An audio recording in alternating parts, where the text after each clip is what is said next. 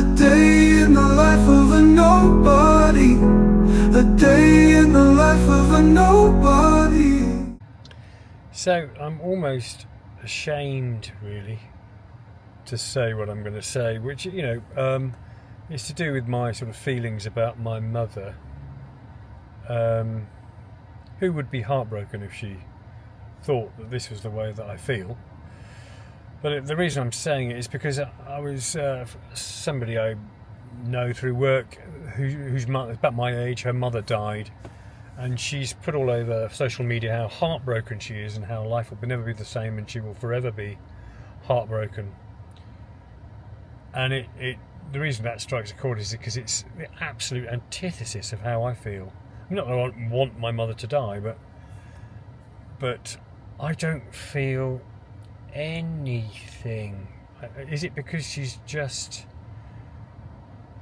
become this sort of shell of herself? I don't know.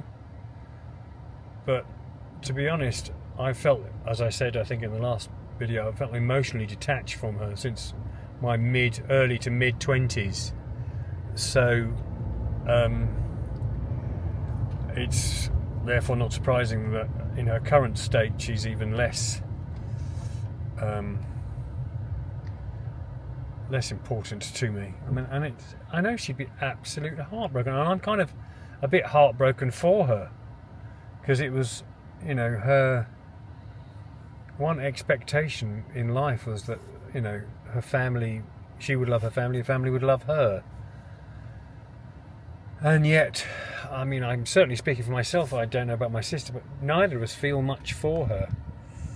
And it has a lot to do with the expectations that were placed upon us, and the demands, and the emotional kind of, I mean, we called it emotional blackmail, where she would insist something happened, otherwise she would do something to herself, or something awful would happen to my father, or something.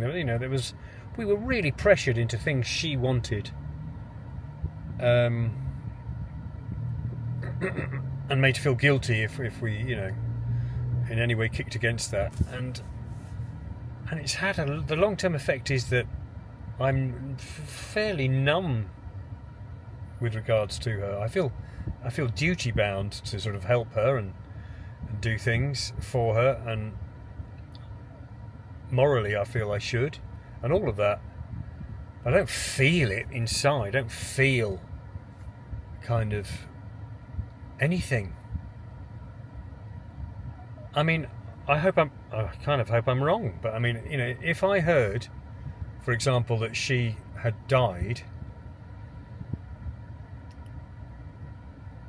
I would be kind of relieved and not very upset. I don't think. I feel like it's more of a loss of what promised to be rather than a loss of anything that actually was.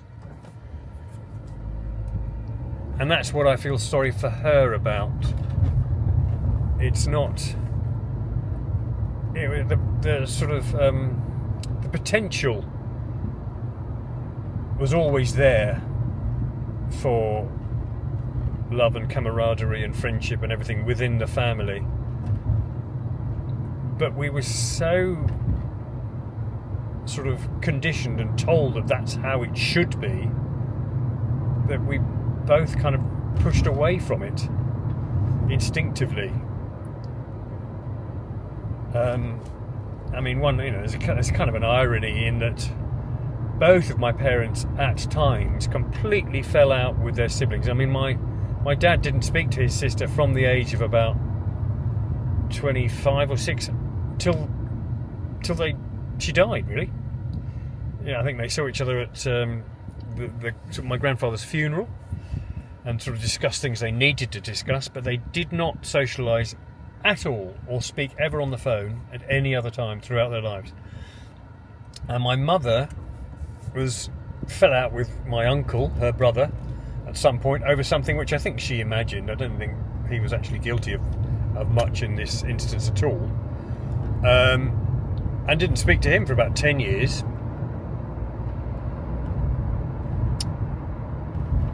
And yet she told us how much Nicola and I must love each other and be there for each other, and what great friends we must be, and the idea that her grandchildren weren't all best buddies was just inconceivable to her. It had to be. That's how it was, you know.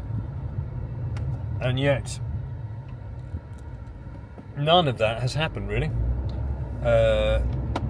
The cousins, my kids and my sister's kids aren't great friends. They tolerate each other, but they're not interested in each other. They don't know each other that well. My sister and I get along, but we're not great friends. We don't, you know. It's quite hard work sometimes for both of us. I think, you know, we haven't got a lot in common because we haven't spent a lot of time with each other, for the simple reason that we've been told we must. And one of my mother's, when I said, because we were hoping to move away from Shropshire, and one of my mothers, when she'd kind of exhausted the angle of what will happen to me, what will I do if you move from Shropshire? I don't know what she thought I was going to do, what she was going to do, but she then, what will Nicola do? I think Nicola's very upset that you're moving. It's like, Nicola couldn't give a shit. And I wouldn't care if she moved. It's her life. Do as you wish. And I'm sure she wishes the same for me. We've got to be near each other. So, yeah, all of this, you know, there was never any nurturing or development of familial love. It was imposed. And because it was imposed, we kind of rejected it. So there. And it would be so funny, it would be so funny if I had $1 for everyone. And it would be so funny, it would be so funny, the day in the life of a nobody. And it would be so funny, it would be so funny if I had $1 for everyone. And it would be so funny, it would be so funny, the day